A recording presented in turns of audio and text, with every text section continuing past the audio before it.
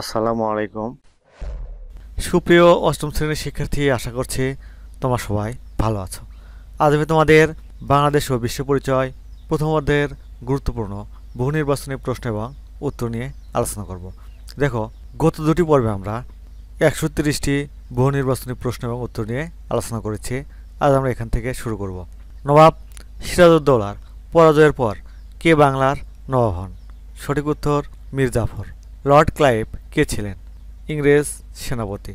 Robert Clive কত সালে বাংলা, বিহার ও উড়িষ্যার দেওয়ানি লাভ করেন? 1765 সালে। রবার্ট ক্লাইভ বাংলায় কিছুকাল কোন শাসন চালিয়েছিলেন? দ্বৈত শাসন। 76-এর মন্বন্তর বাংলা কত সালে হয়েছিল? 1176 সালে। কত সালে চিরস্থায়ী বন্দোবস্ত চালু হয়? 1793 সালে। ব্রিটিশ ইস্ট ইন্ডিয়া কোম্পানির কাছে পরাজিত হয় জার্মান ইস্ট ইন্ডিয়া কোম্পানি, 2 নম্বর ফ্রেঞ্চ ইস্ট ইন্ডিয়া কোম্পানি, 3 নম্বর ডাচ ইস্ট ইন্ডিয়া কোম্পানি।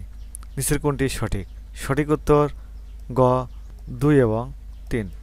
76-এর মন্বন্তরের কারণ হলো: 1 নম্বর জনগণের উপর অতিরিক্ত করের বোঝা, 2 নম্বর ফসলে পোকার আক্রমণ, 3 নম্বর 3 বছরের অনাবৃষ্টি। নিচের কোনটি সঠিক? সঠিক উত্তর খ 1 এবং 3।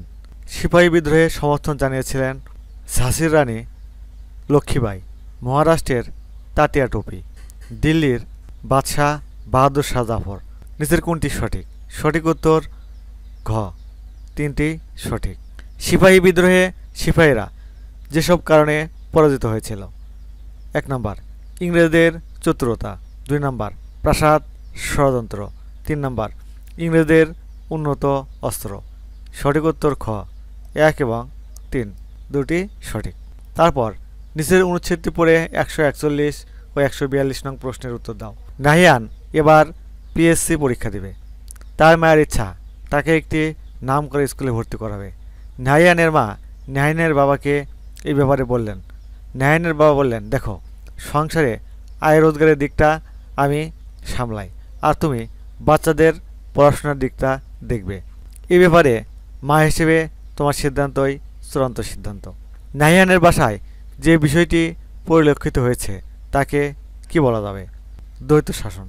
বাংলায় এ শাসনের ফলে দুর্ভিক্ষ দেখা দেয়, 2 নম্বর পুঁজি পাচার হয়, 3 নম্বর নবাব শক্তিশালী হয়। নিচের কোনটি সঠিক? সঠিক উত্তর ক 1 এবং 2, দুটি সঠিক। নিচের অনুচ্ছেদটি পড়ে 143 ও 144 নং প্রশ্নের উত্তর দাও।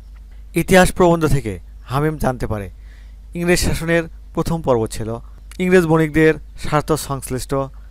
1765 থেকে 1772 সাল পর্যন্ত একটি নীতিতে দেশ পরিচালিত হয়। শাসন দীর্ঘস্থায়ী করার জন্য সব ক্ষেত্রে বেশ কিছু পদক্ষেপ গ্রহণ করা হয়। অনুচ্ছেদে উল্লেখিত 1765 থেকে 1772 সাল পর্যন্ত দেশ পরিচালনা করেন কারা? British East India company. এ শাসন ব্যবস্থার গৃহীত পদক্ষেপ ছিল পরিকল্পিত পরিবার গঠন, 2 নম্বর ভূমি রাজস্ব ব্যবস্থা, 3 নম্বর চিরস্থায়ী বন্দোবস্ত। সঠিক উত্তর গ 2 এবং 3, এই দুটি সঠিক। তারপর ভারত সচিব ভারত শাসনের ব্যবস্থা করেন কত সদস্য বিশিষ্ট কাউন্সিলের মাধ্যমে? 15। ভারত শাসন আইন অনুসারে গভর্নর জেনারেলকে কি নামে অভিহিত করা হয়? ভাইসরয়। কে ভারতবর্ষের প্রথম ভাইসরয় নিযুক্ত হন? লর্ড ক্যানিং। বঙ্গীয় আইনসভা প্রতিষ্ঠার ঘোষণা দেওয়া হয় কত সালে? 1861। বঙ্গীয় আইনসভার কার্যক্রম শুরু হয় কত সালে? 1862। বঙ্গীয় আইনসভার প্রতিষ্ঠাকালে এর সদস্য সংখ্যা ছিল কতজন? 12 জন। কত সালে ব্রিটিশরা বাংলাকে দ্বিখণ্ডিত করার পরিকল্পনা করে? 1853 সালে। বাংলা প্রদেশকে দ্বিখণ্ডিত করার লক্ষ্যে সীমানা নির্ধারণ করা হয় কত সালে? 1903 সালে। ভারত শাসন আইন ব্রিটিশ ভারতে একটি পরিবর্তন এনেছিল। সেই পরিবর্তনটি কি? কোম্পানি শাসনের অবসান। কোন কারণে 1903 সালে ব্রিটিশরা সীমানা নির্ধারণ করেন? বাংলাকে দ্বিখণ্ডিত করার জন্য। ব্রিটিশ শাসনামলে মুষ্টিমেয় জমিদার শ্রেণীকে কি বলা হতো? সুবিধাপ্রাপ্ত শ্রেণী। ইস্ট ইন্ডিয়া কোম্পানির শাসনের অবসান ঘটে কেন? ভারত শাসন আইন জারির মাধ্যমে। 1892 সালে বঙ্গীয় আইনসভার সদস্য বাড়িয়ে কতজন করা হয়? 21 জন। কত সালে বঙ্গভঙ্গ হয়েছিল? 1905 সালে। পূর্ববঙ্গ বাংলাদেশের একটি পরিচয়। এই পরিচয়ের সাথে কোনটি সম্পৃক্ত? বঙ্গভঙ্গ। ব্রিটিশ শাসনকালে কারা বাংলা সমাজে বিরাট সংখ্যাগরিষ্ঠ অংশ ছিল? জমিদার। ব্রিটিশ শাসনামলে কারা বাংলার সমাজে বিরাট সংখ্যাগরিষ্ঠ অংশ ছিল? কৃষক। ব্রিটিশ শাসনকালে কারা বাংলার বিরাট সংখ্যাগরিষ্ঠ অংশ ছিল? কৃষক। এ দুটি কৃষক। ব্রিটিশ শাসনকালে সামাজিক অনুশাসনের দাপটে কারা ব্যাপকভাবে পিছিয়ে পড়ে? নারী সমাজ। নাবিল ইতিহাস বই পড়ে জানতে পারে ব্রিটিশ শাসনকালে এক শ্রেণীর লোক বিশেষ সুবিধা পেত, তবে তার সংখ্যায় অনেক কম ছিল। নাবিল কোন শ্রেণীর লোকের কথা জানতে পারে? সঠিক উত্তর ক, জমিদার। বঙ্গীয় আইনসভা সম্পর্কিত তথ্য হল 1862 সালে কার্যক্রম শুরু হয়। 1892 সালে সদস্য ছিল 23 জন। গণতান্ত্রিক প্রতিষ্ঠান হিসেবে গড়ে ওঠে। সঠিক উত্তর 1 এবং 3, এ দুটি সঠিক। ব্রিটিশদের শাসন মূলত ছিল শোষণ। তাদের শোষণের প্রমাণ বহন করে কৃষি ব্যবস্থার অবনতি, অর্থনীতিতে দুর্বলতার সৃষ্টি, তাঁত শিল্পের অবনতি। সঠিক উত্তর ঘ, এই তিনটি সঠিক। ব্রিটিশ শাসনকালে বাংলার সমাজ জীবনে কৃষক শ্রেণী সংখ্যাগরিষ্ঠ ছিল, মধ্যবিত্ত সমাজ শক্তিশালী ছিল, জমিদার শ্রেণী সুবিধাপ্রাপ্ত ছিল। সঠিক উত্তর খ, 1 এবং 3। ভাইসরয় সম্পর্কিত তথ্য হল ব্রিটিশ রাজপ্রতিনিধি। 2 নম্বর হেস্টিংস প্রথম ভাইসরয়। 3 নম্বর ভারত শাসন আইনের দ্বারা সৃষ্টি। সঠিক উত্তর খ, 1 এবং 3।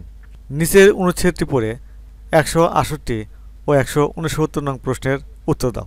আনোয়ার স্যার ক্লাসে বলেন, বর্তমানে জনগণের প্রতিনিধিদের নিয়ে গঠিত বাংলাদেশে 350 সদস্য বিশিষ্ট যে প্রতিষ্ঠানটি দেখো, তার ভিত্তি স্থাপিত হয়েছিল 1862 সালে। দীর্ঘ বিবর্তনের পথ পাড়ি দিয়ে এটি বর্তমান অবস্থায় পৌঁছেছে। অনুচ্ছেদে বর্ণিত প্রতিষ্ঠানটি নিচের কোনটির সাথে সাদৃশ্যপূর্ণ? ক, বঙ্গীয় আইনসভা। উক্ত প্রতিষ্ঠানটির ক্ষেত্রে প্রযোজ্য তথ্যসমূহ হল ব্রিটিশ পার্লামেন্টের সিদ্ধান্তে স্থাপিত। 2 নম্বর স্বৈরতন্ত্রের উৎপত্তিস্থল। 3 নম্বর গণতন্ত্রের ভিত্তি। সঠিক উত্তর খ, 1 এবং 3। 1791 সালে কোনটি প্রতিষ্ঠা করা হয়? সংস্কৃত কলেজ। কলকাতা বিশ্ববিদ্যালয় প্রতিষ্ঠিত হয় কত সালে? 1857 সালে। বাংলার মানুষের মনকে জাগিয়ে তোলার জন্য ইংরেজরা কোনটি স্থাপন করে? মুদ্রণ যন্ত্র। ওয়ারেন হেস্টিং কলকাতার মাদ্রাসা প্রতিষ্ঠা করেন কেন? মুসলমানদের সন্তুষ্ট করার জন্য। রাজা রামমোহন রায় ইতিহাসে অমর হয়ে আছেন, এর যথার্থ কারণ হিসেবে কোনটি ভূমিকা রেখেছে? সঠিক উত্তর সংস্কার কার্যাবলী। ইংরেজরা দেশীয়দের মধ্য থেকে ইংরেজি শিক্ষিত শ্রেণী তৈরিতে মনোযোগ দেয় কেন? শাসন পাকাপোক্ত করার জন্য। 1857 সালে উচ্চতর শিক্ষা ও গবেষণার জন্য কলকাতায় কোনটি প্রতিষ্ঠিত হয়েছিল? কলকাতা বিশ্ববিদ্যালয়। মাসুমের পরদাদা কলকাতা বিশ্ববিদ্যালয়ের ছাত্র ছিলেন। তিনি প্রথম দিককার একজন ছাত্র। তিনি কত সালে কলকাতা বিশ্ববিদ্যালয়ে ভর্তি হয়েছিলেন? 1857 সালে। 1821 সালে কোথায় মুদ্রণযন্ত্র স্থাপন করা হয়? শ্রীরামপুরে। কোন ধর্মাবলম্বীদের জন্য 1791 সালে সংস্কৃত কলেজ প্রতিষ্ঠা করা হয়? হিন্দু। কোন সমাজ থেকে সতীদাহের মতো প্রথার বিরুদ্ধে রীতিমতো আন্দোলন শুরু হয়? হিন্দু। কলকাতা মাদ্রাসা প্রতিষ্ঠার উদ্দেশ্য ছিল 1 নম্বর ফার্সি চর্চা বাড়ানো, 2 নম্বর মুসলমানদের খুশি করা, 3 নম্বর অনুগত শ্রেণী তৈরি করা। সঠিক উত্তর 2 এবং 3। 1791 সালে প্রতিষ্ঠিত সংস্কৃত কলেজ ভূমিকা রাখে সতীদাহ প্রথা বিলুপ্তকরণে, বিধবা বিবাহ চালু হতে, কলকাতা বিশ্ববিদ্যালয়ের প্রতিষ্ঠায়। সঠিক উত্তর ঘ, 3টি সঠিক। কলকাতা বিশ্ববিদ্যালয়ের প্রতিষ্ঠা, মুদ্রণযন্ত্র স্থাপন বাংলার অগ্রগতিতে যে ভূমিকা পালন করে তা হল উপনিবেশিকদের ভিত্তি মজবুতকরণ, জাতীয়তাবাদ সৃষ্টি, গণতান্ত্রিক অধিকার বোধের উন্মেষ। সঠিক উত্তর গ, 2 এবং 3। আজাদ সাহেব একজন সমাজ সচেতন ব্যক্তি।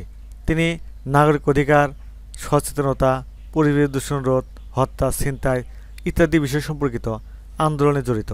তার কর্মের সাথে মিল আছে কাজী নজরুল ইসলামের, ঈশ্বরচন্দ্র বিদ্যাসাগরের, রাজা রামমোহন রায়ের। সঠিক উত্তর গ ঈশ্বরচন্দ্র বিদ্যাসাগর ও রাজা রামমোহন রায়। রিজওয়ান পাঠ্য বই থেকে জানতে পারে বহিরাগত একটি শক্তি বাংলায় তাদের শাসন পাকাপোক্ত করার লক্ষ্যে দেশীয়দের মধ্য থেকে ইংরেজি শিক্ষায় শিক্ষিত একটি অনুগত শ্রেণী তৈরিতে মনোযোগ দেয়। এ উদ্দেশ্যে তারা কলকাতা মাদ্রাসা ও সংস্কৃত কলেজ প্রতিষ্ঠা করে। অনুচ্ছেদে কোন বহিরাগত শক্তির ইঙ্গিত রয়েছে? সঠিক উত্তর ইংরেজদের।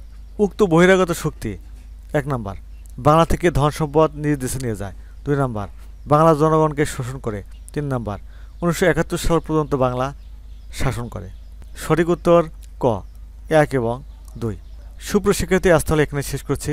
তোমরা এখনও যারা সোহান অনলাইন স্কুল চ্যানেলটি সাবস্ক্রাইব করোনি তারা প্লিজ সাবস্ক্রাইব করবে। আল্লাহ হাফেজ।